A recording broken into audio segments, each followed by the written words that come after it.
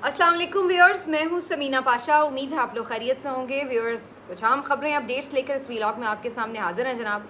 एक तो आज आपको बताने जा रहे हैं बड़ी इंपॉर्टेंट खबर 9 मई के हवाले से। कल आपको खबर दी थी कि 20 लोग रिहा कर दिए गए हैं। इस खबर के ऊपर किस तरह से ट्विस्ट करके एंगलिंग करने की कोशिश की गई है, इसके ऊपर बात करेंगे। इसका मकसद क्या था वो भी कुछ समझने की कोशिश करेंगे।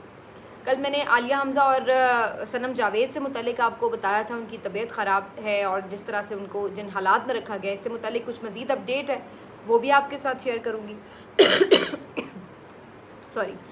इसके अलावा जी, इस्लामाबाद हाई कोर्ट के सीनियर जज मोहसिन अख्तर कियानी साहब भी उस लिस्ट में आ गए हैं कि जिनको सच कहने, सच बोलने या ताकतवरों के ख़िलाफ़ चलने के जुर्म की पादाश में रेफरेंस भुगतना पड़ेगा। तो उनके ख़िलाफ़ भी एक दरख्वास्त आ गई है। वो कहते हैं ना, चली है रस्म के कोई ना सर उठा के चले। तो वो एक और जज जो सर उठा के चलने की कोशिश कर रहा था, उसको भी जकड़ने की कोशिश कर ली गई है। क्या है जी, आपको बताएंगे। पीटीआई ने एक प्लान बनाया चांद रात के हवाले से, उसके ऊपर बात करेंगे कितना इम्पोर्टेंट है ये प्लान। और साथ ही साथ एक और प्लान भी पीटीआई ने फैसला किया है कि वो बॉयकॉट करेंगे सेनेट के इलेक्शंस का, चेयरमैन और डिप्टी चेयरमैन के इंतखाब के लिए। क्यों इसकी नौबत आई? एक खातून एंकर ने आज अपने टीवी चैनल से इस्तीफ़ा दे दिया, इसके ऊपर बात भी करेंगे। और ये जो सारा मामला है कि क्या नून लीग की हुकूमत आगे चलेगी नहीं चलेगी, मियाँ साहब खामोश क्यों हैं, आज इस हवाले से बड़ी इंटरेस्टिंग 2-3 खबरें हैं, वो भी आपके साथ शेयर करूँगी। तो आपसे रिक्वेस्ट है कि चैनल को सब्सक्राइब कर लें अगर अभी तक सब्सक्राइब नहीं किया। सबसे पहले जी आपको यहाँ से बताना शुरू करते हैं।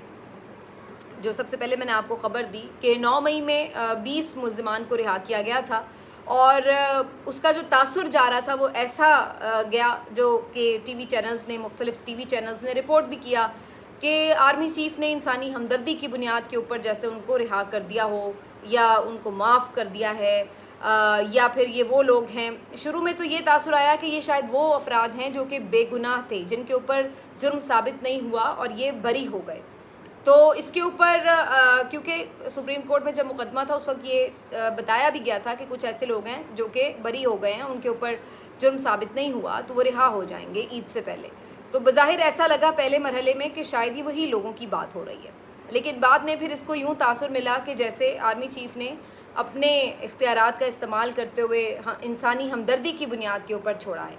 लेकिन अब जो तफसीलात आ रही हैं वो ये सामने आई हैं कि ये बुनियादी तौर पर वो मुल्ज़िमान थे 20 के करीब जिनके ऊपर इतनी ज़्यादा सज़ा नहीं सुनाई गई थी। इन्हें तकरीबन 1 साल की सज़ा सुनाई गई थी आर्मी कोर्ट से, और इस 1 साल की सज़ा में भी ये लोग तकरीबन कोई 10 महीने, कोई 9.5 महीने, इस तरीके से इतनी सज़ा ये ऑलरेडी भुगत चुके थे।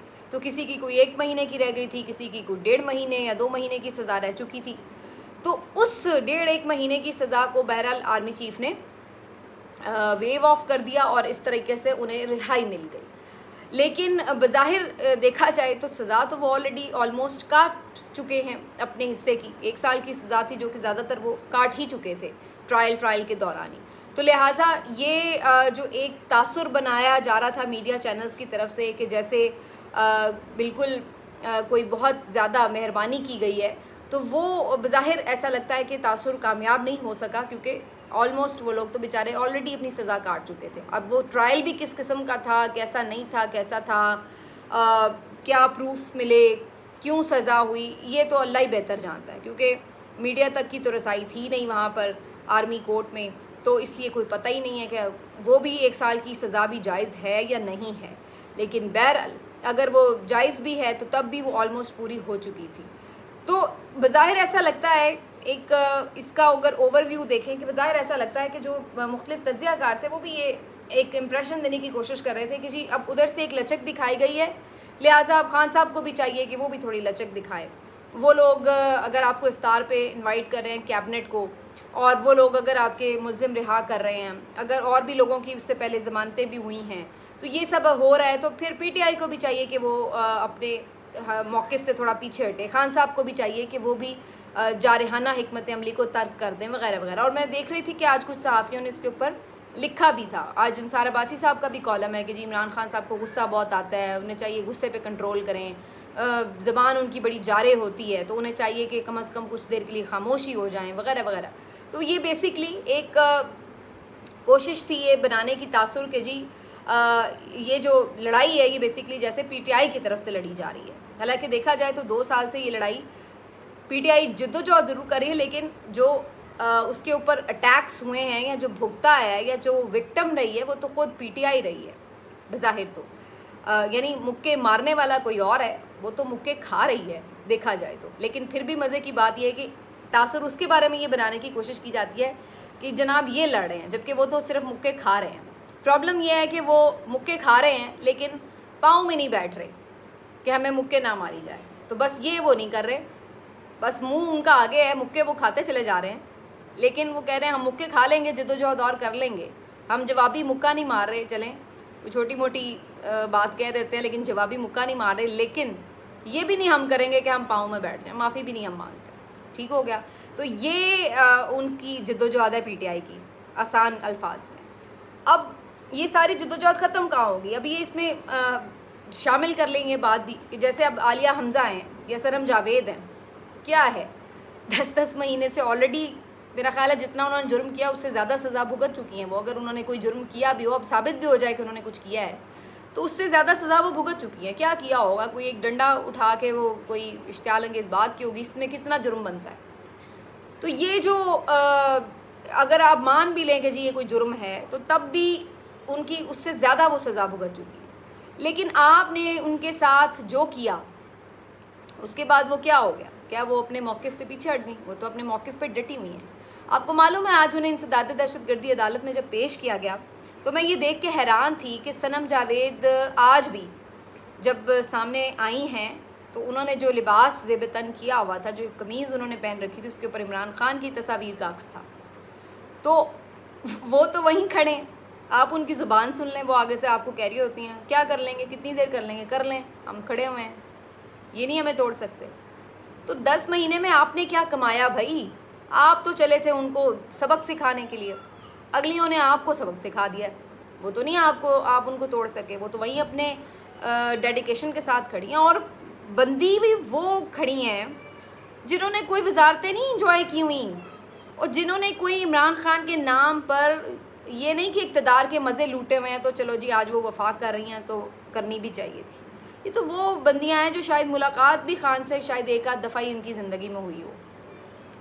ये तो वो बंदियां, फैमिली उन्होंने अपनी अल्लाह के आसरे पे छोड़ी हुई है। हालात जेल में ये हैं जो मैंने कल भी आपको बताया था, आज भी मेरे करीबी उनके सोर्सेज से बात हुई है, पता ये चल रहा है ब्लड प्रेशर का थोड़ा इशू है, सनम का ब्लड प्रेशर लो हो जाता है, उसकी वजह से उनकी तबीयत ऊंच नीच हो जाती है। और आलिया हमज़ा को तो फ़ीवर था, 101 बुखार था उन्हें आज भी जब वो पेश हुई हैं, लेकिन उन्होंने भी PMI के लिखा हुआ है हाथ पे, ठीक है ना। ये सूरत हाल है। तो वो तो ऑलरेडी वहाँ पर वो लोग तो इस तरह से हैं, डिटर्मिन्ड हैं, तो वो तो आप उनका मौक़िफ़ तो नहीं तोड़ सके। तो अब ये सारी चीज़ करते हुए अब जो उनके ऐसा करता है जज भी कि जो बस हो जाती है जिसकी वो ज़मीर के हाथों, वो कोई अब बोले हैं 6 जजेस तो उनके ख़िलाफ़ ये चढ़ दौड़े। और ये जस्टिस मोहसिन अख्तर कियानी साहब, इन्होंने तो 2-3 बड़े इंपॉर्टेंट केसेस सुने हैं अभी, ये एजेंसियों के ख़िलाफ़ उनके बड़े अहम रिमार्क्स भी आते रहे हैं, बड़े खुला के इन्होंने बातें की हैं जस्टिस मोहसिन अख्तर कियानी साहब ने। तो इनके ऊपर जी कंप्लेन आ गई है एज़ पर एक्सपेक्टेड, और रेफरेंस दायर करने की दरख्वास्त है कि जी इन्होंने कोड ऑफ कंडक्ट की खिलाफ वर्जी की है। और अगर आप ये एप्लीकेशन पढ़ें तो आपको बड़ा मज़ा आएगा पढ़ के। उसकी वजह ये है कि क्या कोड ऑफ कंडक्ट की खिलाफ वर्जी की है जज साहब ने, कि जी इन्होंने ये जो शिकायत की है एजेंसियों के ख़िलाफ़, ठीक है, चीफ़ जस्टिस को, जो सुप्रीम जुडिशल काउंसिल को ख़त लिखा है इन्होंने, और एक कन्वेंशन बनाने का जो एक मुतालबा किया है, तो ये बेसिकली इन्होंने कोड ऑफ कंडक्ट की खिलाफ वर्जी कर दी है। यानी अगर एक जज कोई प्रेशर महसूस करता है या उसको कोई प्रॉब्लम है, तो अगर वो उस प्रॉब्लम की शिकायत कहीं करता है और वो एक रेलेवेंट फोरम पे बात कर रहा है, ये नहीं कि उन्होंने उठा के प्रेस कॉन्फ्रेंस कर दी है या कुछ है, उन्होंने एक रेलेवेंट फोरम पे बात की, और उससे पहले वो ऑलरेडी करते चले जा रहे थे, कभी अपने chief justice Islamabad high court से, कभी सुप्रीम कोर्ट में, कहीं ना कहीं वो बात कर रहे हैं, वो उनकी कोड ऑफ कंडक्ट की खिलाफ वर्जी करार दिया जा रहा है कि भाई ये बंदा अगर मार खा रहा है तो चुप करके क्यों नहीं मार खा रहा, बोल क्यों रहा है कि ये हमें मार पड़ रही है। तो ये वाली सूरत हाल। तो ये रेफरेंस भी नो वंडर अगर एंटरटेन भी हो जाए सुनने के लिए, यहाँ पे तो कुछ भी हो सकता है, किसी को भी सबक सिखाने के लिए। तो ये सूरत हाल है। और ये बहुत पहले से ही, कुछ दिन पहले से इनके चमचे चाड़े जो हैं वो आके शुरू हुए थे कहने कि जी अब इन जजेस के खिलाफ कार्रवाई होगी, देखें ज़रा अब इनके साथ होता क्या वगैरह वगैरह। तो वो तो पहले ही अनाउंस कर रहे थे। तो यही आप कर सकते हैं मैक्सिमम जजेस के खिलाफ, और तो इन्हें रिमूव करने का कोई तरीका नहीं है। यही है कि इनके खिलाफ सुप्रीम जुडिशल काउंसिल में रेफरेंस भेज दें, या वो खुद ही इस्तीफ़ा दे देंगे, या आप उनको मुर्तकिब करार दे देंगे जुर्म के, और चलो जी यही कुछ है। लेकिन मेरा अपना अंदाज़ा ये कि इस दफ़ा ये इतना आसान नहीं है कि 6 के 6 जजों को आप उठा कर ये कह देंगे कि जी ये सब मुजरिम है। ये इतना आसान भी नहीं है। इनको भी पता है कि इससे एक पूरा क्राइसिस खड़ा हो जाएगा सामने। पीटीआई ने जी एक फ़ैसला किया है बड़ा इम्पॉर्टेंट। एक तो उन्होंने ये प्लान किया है कि जो चांद रात एक्सपेक्टेडली शायद 9 अप्रैल बन जाए, और 9 अप्रैल आपको पता है ये वही डेट है जब इमरान खान की हुकूमत गिराई गई थी 2 साल पहले।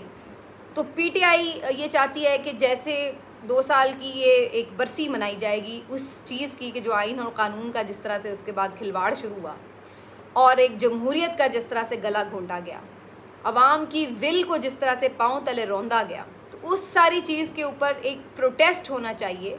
और उनका ये इसके ऊपर एक प्लान है कि चांद रात को सब लोग जैसे 2 साल पहले अपने तौर पर बाहर निकले।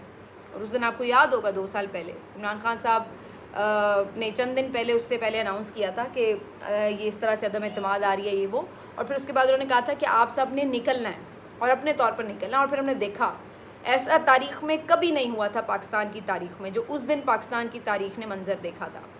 हमने हमेशा ये देखा था कि जब भी कोई गवर्नमेंट रिमूव की जाती है या रिमूव होती है तो वो लोग खुशियाँ मनाते हैं, मिठाई खाते हैं।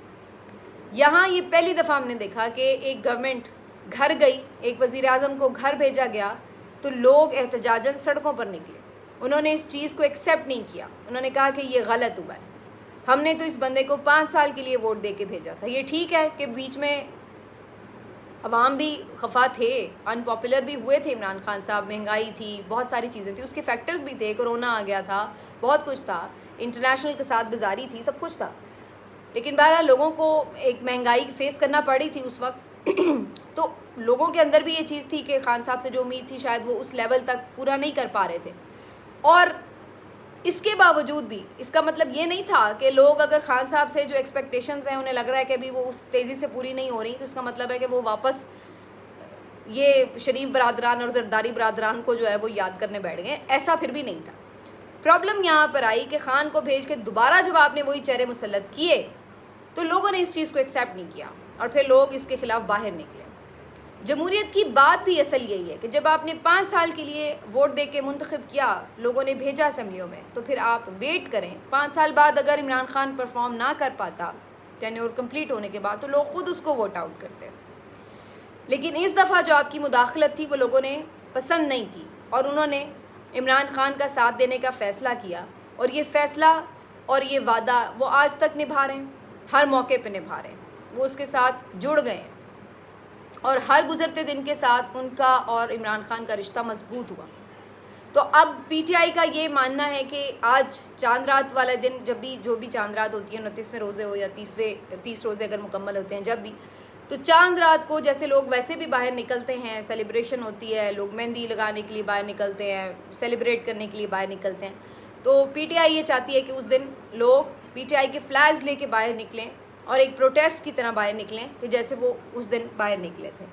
तो आइडिया तो ये अच्छा है, लेकिन अब इसमें शक ये है कि ये ना हो कि उस दिन लोगों की मेहंदी लगवाने पे भी पाबंदी लग जाए, चूड़ियाँ ख़रीदने पे भी पाबंदी लग जाए, कि कहीं इस डर में कि जी लोग कहीं पीटीआई का झंडा लेकर बाहर ना निकल आएँ बड़ी तादाद में, तो लिहाजा इस पे इवेंट पे पाबंदी लगा दो। तो मुझे तो ये भी शक है कि कहीं ये कोई भी ईद मनाने पे भी पाबंदी ना लगा दें कि कहीं लोग वहाँ पे भी पीटीआई के नारे ना लगा दें, क्योंकि इतने तो ये खौफज़दा हैं लोगों से और इन्हें खौफ होता है कि जहाँ 4 लोग इकट्ठे होते हैं यही कुछ होता है, चाहे वो कोई यूनिवर्सिटी का कॉन्वोकेशन हो, चाहे वो कोई शादी की तकरीब हो, चाहे वो कोई क्रिकेट PSL का मैच हो, वो कोई भी इवेंट हो, कहीं पे भी हो, वो इमरान खान कैदी नंबर 804 बीच में आ जाता है और इसी चीज़ का इन्हें खौफ आ जाता है। तो मुझे तो शक है कि कहीं इस पर पाबंदी ना लगा दें, लेकिन पीटीआई का ये प्लान है, देखते हैं कि इसके ऊपर कितना अमल दरामद होता है।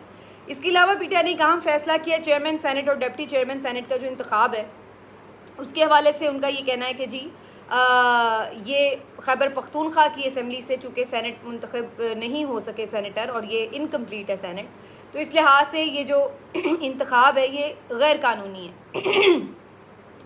उन्होंने इस सिलसिले में अब इस्लामाबाद हाई कोर्ट से रुजू भी किया है, पिटिशन भी डाल दी है, इसके काबिल समात होने पर फ़ैसला भी महफूज हो चुका है। लेकिन अब ये तो जब फ़ैसला आए सो आए, लेकिन उससे पहले हो सकता है कि इंतखाब ही हो जाए चेयरमैन सेनेट का, जैसे कि हमारे यहाँ होता है नॉर्मली। और अभी तक भी हम देख रहे थे कि जब कौमी असम्बली की भी मखसूस नशिस्तों का मामला भी हल नहीं हुआ था, इनकम्प्लीट ऐवान चल रहे हैं, लेकिन सारे प्रोसेस ये लोग आगे बढ़ाते चले जा रहे हैं। पता नहीं किस बात की इन्हें जल्दी है, लेकिन जल्दी जल्दी इन्होंने स्पीकर, डिप्टी स्पीकर, फिर सदर और अब चेयरमैन सेनेट और सेनेटर का जो सेनेटर्स हैं उनके भी इंतखाब करवा लिए। तो अब लग ये रहा है कि ये भी इंतखाब ये करवा लेंगे, और यूसुफ रज़ा गिलानी साहब को चेयरमैन सेनेट बनाने का पहले ही से बहुत पहले से ही फ़ैसला हो चुका था। बहरहाल पीटीआई ने सोचा है कि जिसका बॉयकॉट करें। वैसे अगर वो बॉयकॉट करें या ना करें उससे ज़्यादा कोई फ़र्क नहीं पड़ेगा, सिवाय इसके कि एक इलीगल वो उसका जो मॉरल अथॉरिटी है वो ज़रूर कम होती है, लेकिन यहाँ पे मॉरल अथॉरिटीज़ तो बहुत अरसा हो गया, दफन हो चुकी हैं, तो इसलिए उसकी किसी को ऐसी परवाह भी नहीं होती। अब आ जाती हैं जी इस बात के ऊपर कि जैस्मीन मंजूर साहिबा, सीनियर एंकर पर्सन बोल न्यूज़, उन्होंने आज रिज़ाइन कर दिया है, और उन्होंने अपनी ट्वीट में बताया है कि बोल न्यूज़ ने उन्हें फ़ोर्स किया कि वो रिज़ाइन कर दें, और फिर साथ ही उन्होंने ये भी डिस्क्लोज़ किया है कि बोल न्यूज़ की जो नई मैनेजमेंट आई थी शुएब शेख के बाद, जिस तरीके से टेक ओवर किया गया इस पूरे चैनल का, तो उसके बाद ना तो तनख्वाहें ना सैलरीज़ वगैरह कोई चीज़ उन्हें जो है वो बर वक्त नहीं दी जा रही थी, और जो मैनेजमेंट के इशूज़ थे, जो डिसिप्लिन्स के इशूज़ थे, और जो पॉलिसीज़ इशूज़ थे, वो सब भी इतने ज़्यादा लोगों को परेशान कर रहे हैं, और अक्सर जो उनके बोलने उसके लोग हैं वो इसकी हमें शिकायत करते सोशल मीडिया पे भी नज़र आते हैं। तो जैस्मीन मंजूर साहिबा ने भी आज बोल न्यूज़ को खैरबाद कह दिया या उनसे इस्तीफ़ा ले लिया गया, जिस तरह भी आप कह लें, इसे हालात ऐसे बना दिए गए हैं। तो ये मीडिया को कंट्रोल मीडिया की एक और बदनुमा मिसाल है बेसिकली जो बोल न्यूज़ में जो कुछ हो रहा है। आखिर में आपको बता देते हैं जी कि पूरी शरीफ फैमिली ने कर लिया है जी उम्रा। मरियम साहिबा तो वापस भी आ चुकी हैं। हैरान कुन तौर पर सब इस पे बात कर रहे हैं कि नवाज़ शरीफ साहब ने तो जाना था उम्रे पे। सबसे पहले तो हमने ख़बर ही उनकी सुनी थी, क्योंकि वो रेगुलरली आखिरी जो अशरा होता है रमज़ानुल मुबारक का वो मदीना में ही गुजारते हैं, मक्का में ही गुजारते हैं। तो एक्सपेक्टेड ये था कि वो वहाँ जाएंगे, आखिरी अशरा वहाँ गुजारेंगे, और उसके बाद फिर वहीं से वो शायद लंदन भी चले जाएंगे, और लंदन जाकर वो इलाज मुआलजे की गर्ज से कुछ शायद वहीं पर ही स्टे करें। तो ख़बरें तो मीडिया में ये फैली हुई थी, लेकिन असल में हुआ क्या कि सारी शरीफ फैमिली चली गई, लेकिन नवाज़ शरीफ साहब यहीं के यहीं रह गए। तो इसके ऊपर बड़ी चहमगोइयाँ हो रही थी कि आखिर वो क्यों नहीं गए, ये भी तो एक सवाल है अपने आप में। तो पहले ही उनके खामोशी को लेकर के और उनको जिस तरह से साइडलाइन किया है, और फिर उसके बाद आपने एक और चीज़ जो देखी कि उनका एक जो मखसूस ग्रुप है पार्टी में, जिसमें जावेद लतीफ़ साहब हैं, जिसमें राना सनाउल्लाह साहब हैं, जिसमें आप देख सकते हैं ये मेरा ख्याल है ख्वाजा साद रफ़ीक साहब भी किसी हद तक, और भी बहुत सारे लोग। तो ये जो एक ग्रुप है जो कि ज़्यादा शहबाज शरीफ से ज़्यादा नवाज़ शरीफ के क्लोज़ है, उनके फिर जो स्टेटमेंट आना शुरू हुए, ये अलल ऐलान आकर टीवी पर ये कह रहे हैं कि हम हारे हुए थे, हमें ज़बरदस्ती हुकूमत दे दी, हम खुश नहीं हैं, हमारे साथ कुछ भी हो सकता है। तो एंटी इस्टेब्लिशमेंट बयानियाँ बनाने की ये अभी से कोशिश कर रहा था ये ग्रुप, और ऐसे में पुरअसरार सी खामोशी नवाज़ शरीफ साहब की ये भी कुछ ऐसा तासुर देती है कि जैसे अंदर कुछ पक रहा है। अब पक रहा है या नहीं पक रहा ये तो बात की बात है, लेकिन आज बड़ी मज़ेदार गुफ्तगू हुई है हामिद मीर साहब के प्रोग्राम में। शहरियार आफरीदी साहब ने यह दावा किया है कि जल्द ही नवाज़ शरीफ साहब लंदन चले जाएंगे और वहाँ से वो एक प्रेस कॉन्फ्रेंस करेंगे, और उस प्रेस कॉन्फ्रेंस को वो ऐसे ताबीर कर रहे हैं कि जैसे वो इस हुकूमत के ऊपर खुद कुछ हमला होगी। तो उसमें मुसद्दिक मलिक साहब भी प्रोग्राम में बैठे थे, तो उन्होंने कहा कि जी उन्हें ये प्रेस कॉन्फ्रेंस करने की ज़रूरत नहीं है, अगर उन्होंने एक इशारा भी किया कि हुकूमत छोड़ दो तो हम खुद ही हुकूमत तहलील कर देंगे। हमें तो पहले से ही खबरें मिल रही हैं, बहुत सारे उनके लोग कह रहे हैं कि जी हम तो हुकूमत बनाना ही नहीं चाहते थे, ज़बरदस्ती हुकूमत बनवाई गई है। तो ये जो एक अंदर रिफ्ट चल रहा है उसी से लोग कनेक्ट कर रहे हैं कि कहीं ऐसा तो नहीं कि मियाँ साहब को जाने ही नहीं दिया गया जानबूझकर, इस ख़तरे की वजह से कि कहीं वाकई वो बाहर जाए और फिर जाके खुल के वो सब कह दें कि जो यहाँ पर वो कहने से रुके हुए हैं। तो मियाँ साहब कहीं बागी तो नहीं हो गए, इस बात के ऊपर जो है उन्हें रोका गया है, उन्हें अंदर कहीं यरगमाल तो नहीं बना लिया गया, यहाँ कोई इस तरह की चीज़ तो नहीं है कि उन्हें ज़बरदस्ती रोका हुआ है।